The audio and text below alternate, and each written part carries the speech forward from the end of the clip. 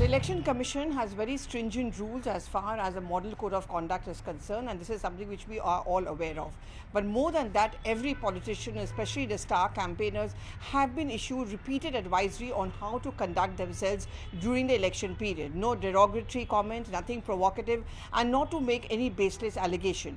And it is in line with this now the latest to face the target ire of the Election Commission is Atishi. Before we talk about the notice which has been given to her, a quick backdrop.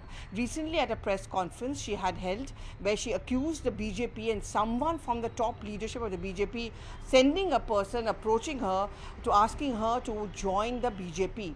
Now that had raised a huge response from the BJP, and in fact they had complained to the Election Commission and also held a press conference to say that these were absolutely baseless allegations. What was it that Atishi was trying to do? Well, AAP has been systematically making the point that there has been a concerted attempt by the BJP to break down the government and also to ensure that there is pressure put on many AAP members so that they open up, to use their words, to open up and expose the top leadership of AAP, and that includes the Chief Minister Arvind Kejriwal. The Election Commission has cited rules and has given her time till 12th of April noon by which she must give her response. Now, depending on her response, if the Election Commission is convinced, then it will decide on the further course of action. Whether it will be just a stricture or something more stringent will be taken.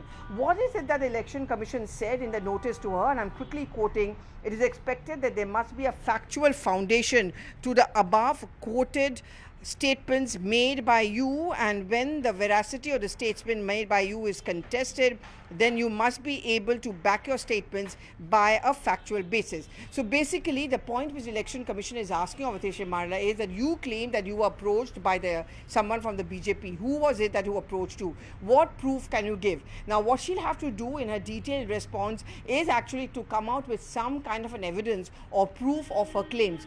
The name of the person, who approached her, what was the offer which was made to her according to her, and how can she substantiate her claims. It's not the first time that the AAP leaders have been making these kind of complaints against the BJP, especially after a Liquorgate controversy. Whether it has been the leaders like Saurabh Bharadwaj, Atishi Marla, in fact Arvind Kejriwal himself has often made the point that he has been approached by the BJP to ensure that he either merges his party or he finishes off his party or the AAP government resigns.